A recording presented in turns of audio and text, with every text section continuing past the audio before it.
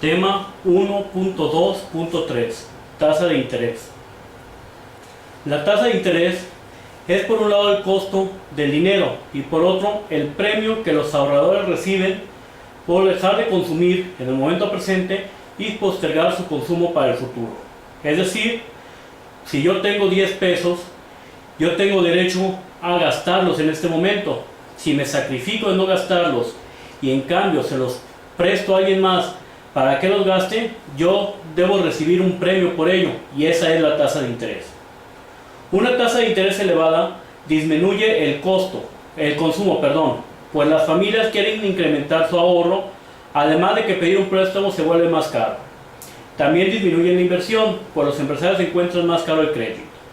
Está claro, cuando la tasa de interés es alta, las familias ya no les interesa pedir un préstamo al banco, porque pues el costo de pagar este préstamo es muy alto también.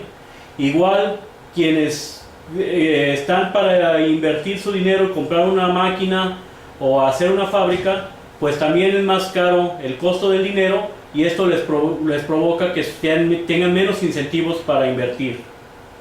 Por lo tanto, elevadas tasas de interés son signos de que la economía no está creciendo o no se quiere que crezca mucho.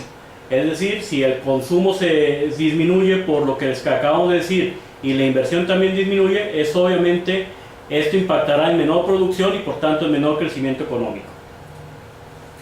Las tasas de interés se dividen en activas y pasivas. Las tasas de interés activas son las que el banco cobra a quien le presta. La tasa de interés pasivas son las que el banco le paga a la persona que acude a ahorrar sus recursos ahí. Las diferencias entre la tasa de interés activa y la pasiva se llama margen de intermediación financiera, y es la ganancia que obtiene el banco por conseguir recursos de miles de ahorradores, de pequeños ahorradores, para luego prestárselos a una o pocos deudores o empresas, o personas físicas. A su vez, la tasa de interés tiene tres componentes. Uno es el premio que recibe quien sacrifica de consumir hoy para consumir en el futuro. Volvemos a repetir, si una persona tiene 1,000 pesos para comprar un artículo hoy y lo sacrifica de no hacerlo para prestárselo al banco, pues requiere un incentivo, y ese incentivo es la tasa de interés. También existe un segundo componente de la tasa de interés, que es el riesgo que existe de que el prestatario no pague su deuda. A mayor riesgo debe existir una mayor tasa de interés, pues de lo contrario el prestamista no estaría dispuesto a correr el peligro de que no le paguen. Es claro que aquellos instrumentos financieros o aquellos agentes económicos que son muy riesgosos, pues necesitan ofrecer un mayor premio para animar a la persona a arriesgarse. De lo contrario, si son muy riesgosos y no hay ese premio, pues obviamente la persona se irá con un activo financiero o con una persona a quien prestarle que sea mucho más segura. El tercer factor que comprende la tasa de interés es el ritmo de crecimiento de los precios, lo que nosotros ya hemos conocido como la inflación.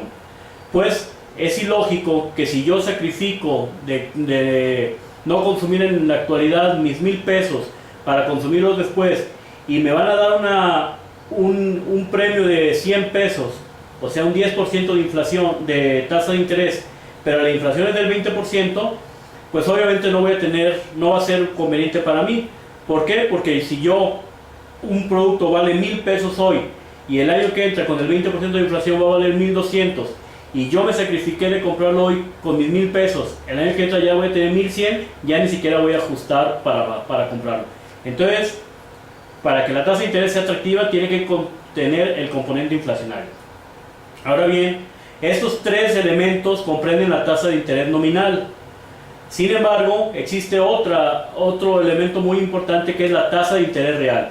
La tasa de interés real no es otra cosa más que la tasa de interés nominal menos la inflación. Un tema importante que se deriva de la tasa de interés es lo que se conoce como el valor presente de una cantidad.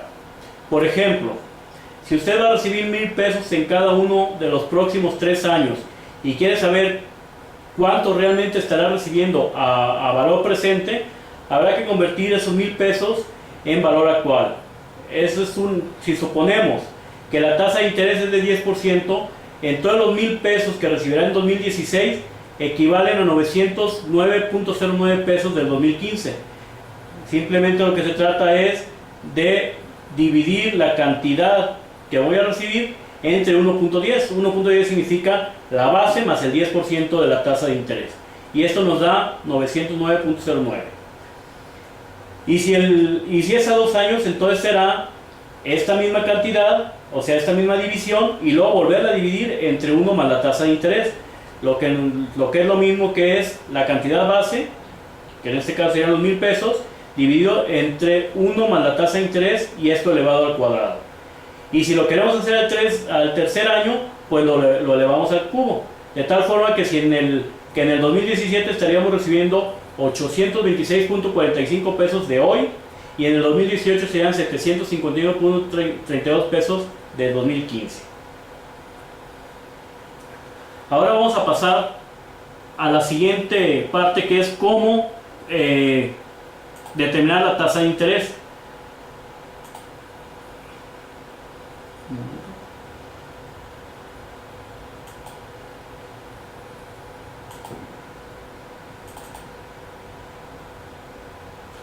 ¿Cómo determinar la tasa de interés real? Bueno, para esto nos vamos a ir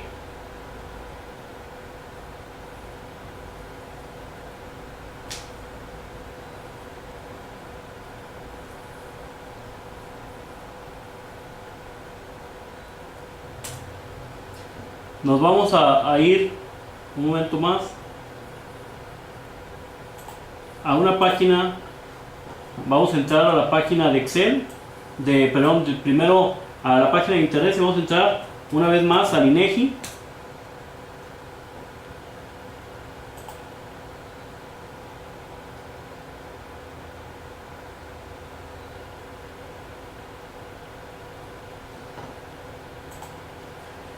Otra vez buscamos el BIE, como ya se habían hecho en otras ocasiones.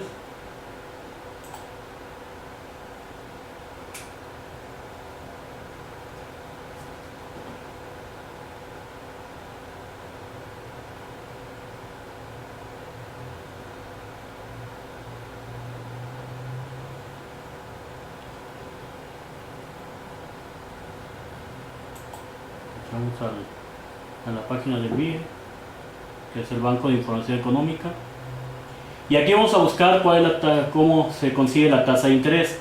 Cabe señalar que existen muchos tipos de tasas de interés, y hay algunas que son líderes en el mercado. Por ejemplo, en el caso de México, una de las tasas más importantes es la tasa de CETES a 28 días.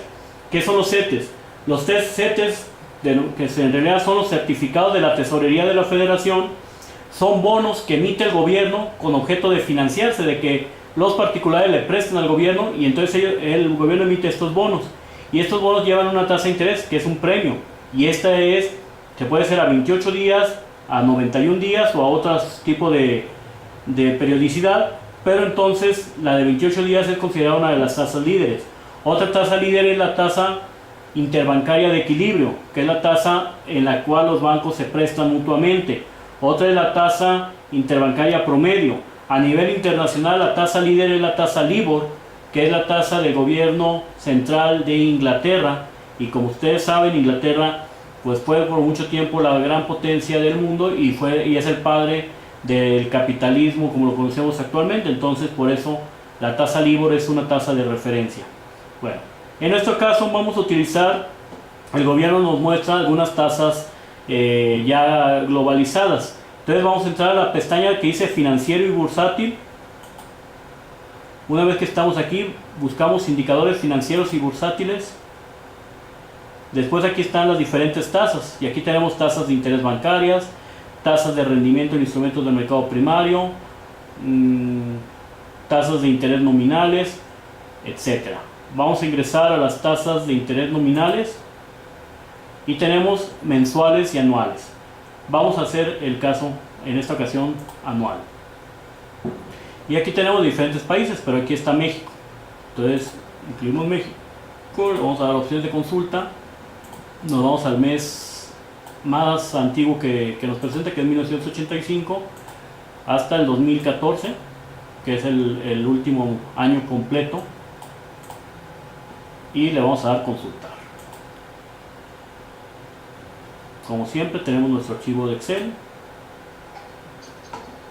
y aquí nosotros tendríamos la tasa de interés anual nominal, como ya le dijimos, la tasa de interés nominal, o sea, sin restar la inflación, y es anualizada.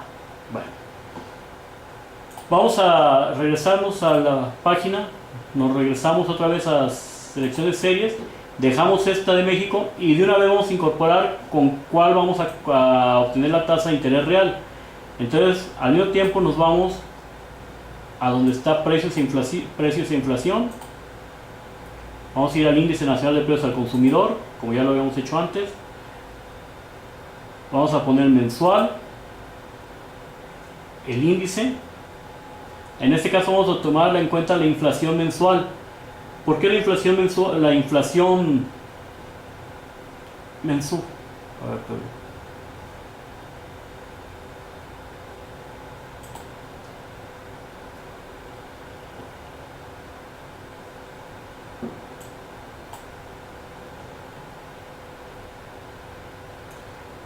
Vamos a obtener la inflación anualizada, que es esta, inflación mensual interanual,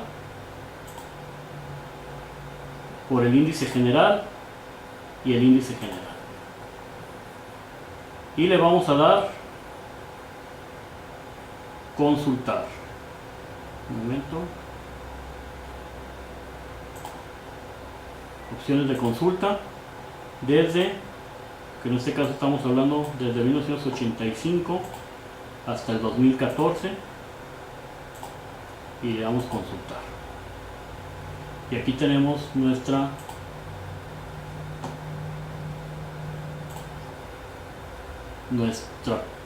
base de datos del 85. ¿Qué es lo que vamos a hacer? Lo que vamos a hacer nosotros en estos momentos es sacar el promedio de la inflación desde el 1985, el promedio anual hasta el 2014. Entonces vamos a ponerle aquí 1985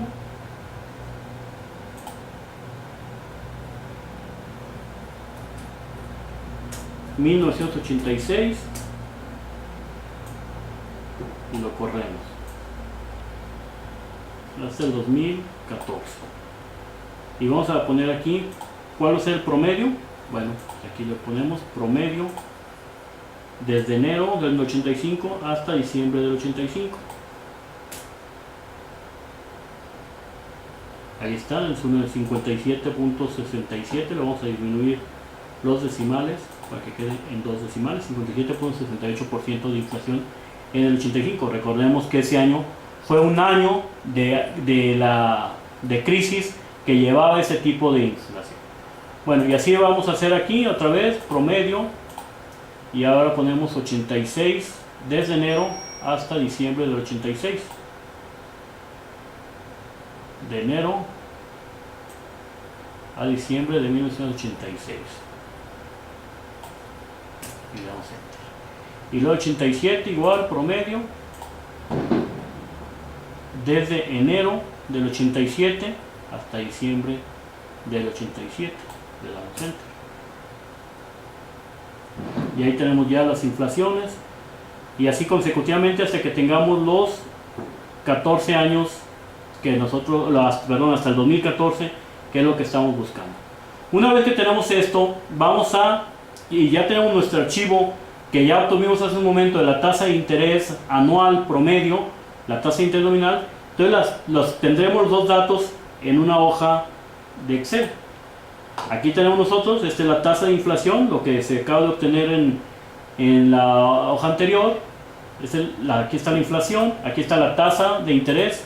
Esa tasa de interés es anualizada, que acá lo estamos viendo, de 1986, 87, 85, 86, 87. Está la inflación, y lo único que tenemos que hacer es hacer una simple resta. Como la tasa de interés es una tasa de crecimiento y la inflación es una tasa de crecimiento, entonces aquí no tendremos que aplicar una fórmula de tasa de crecimiento, sino es una simple resta porque son dos tasas de crecimiento. Y entonces restamos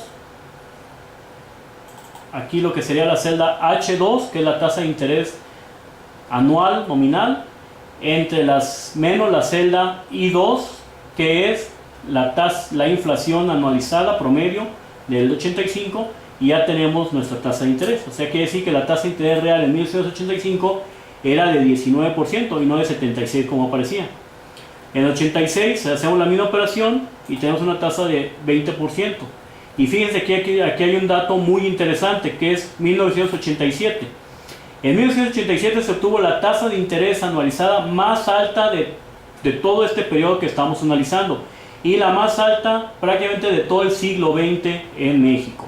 Se obtuvo una tasa de interés anualizada de 123.5%. O sea, aparentemente era el mejor momento para meter el dinero al banco, porque el banco me duplicaba mi dinero de un año a otro. Sin embargo, la inflación en ese año fue de 126.1%. Aquí está, inflación promedio 126.1%. Entonces realmente la tasa, el premio que yo estaba recibiendo en 1987 por meter mi dinero al banco fue de 2.6% negativo. O sea, lejos de ganar, perdí. Si yo metía mis 1,000 pesos en 1987 al banco, al año siguiente iba a tener alrededor de 2,400 pesos. Muy buenos. Por eso muchos, sobre todo ancianos o personas que vivían de su renta, lo invirtieron.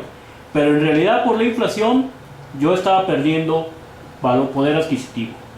Aquí está muy claro, y eso es lo que yo les quería mostrar. Por eso es tan importante ver la tasa de interés real más allá de la tasa de interés nominal.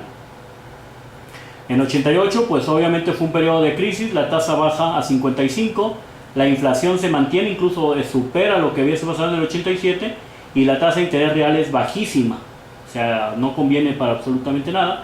Y ya en 89, cuando se da, ya empieza a funcionar bien el pacto de solidaridad económica, pues ya entonces se frena este periodo tan negativo.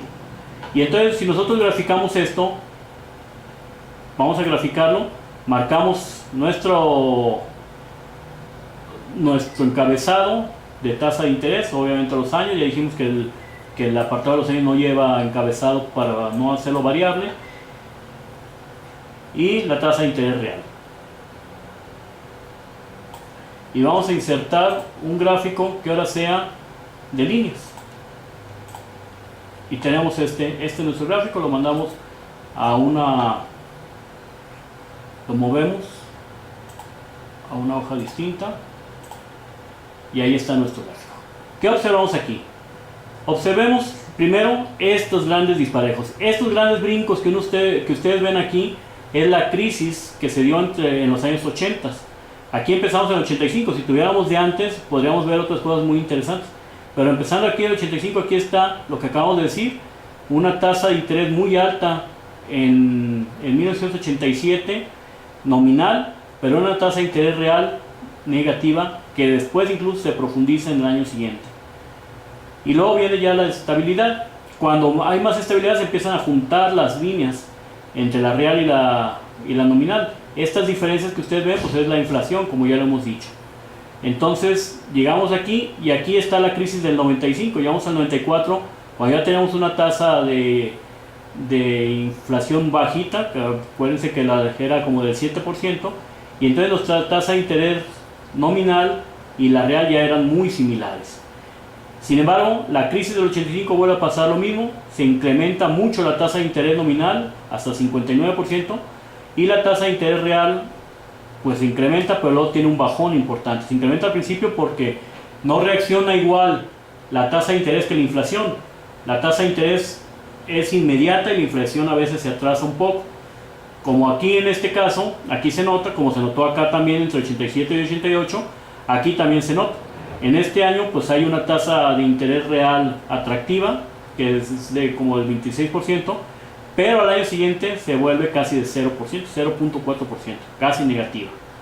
Y bueno, aquí se da, este es otro pequeño sobresalto en la economía de México, ya lo habíamos mencionado. Ese tiene que ver con un factor externo, es cuando Rusia, principalmente Rusia, pero también Brasil, caen en problemas de liquidez en sus economías, y la economía mundial actualmente se mueve con efecto dominó. Entonces lo que pasa en un país inmediatamente repercute en otros, como en este caso en México. Por eso tenemos este pequeño crecimiento. pero después se vuelve otra vez a la normalidad y encontramos esta parte que ya lo habíamos visto en la clase anterior, que es una tasa de interés cada vez más baja, pero una inflación también cada vez más estable. Y entonces las diferencias entre una tasa y otra es mínima, con pequeños saltitos, pero muy mínima. Y llegamos, fíjense, hasta el 2014, donde tenemos una tasa de interés real negativa de menos 0.5%. La nominal es de 3.6, pero dado que fue una inflación de 4%, 4.1, es de menos 0.5%. Bueno, entonces es importante que analicemos esto, que entendamos cómo funciona el mercado financiero, que entendamos para qué nos sirve la tasa de interés. Es una referencia importante para tomar decisiones sobre inversiones, sobre acudir a préstamos, sobre sacrificar nuestro consumo futuro para nuestro consumo actual para obtener un premio al futuro, etc. Gracias.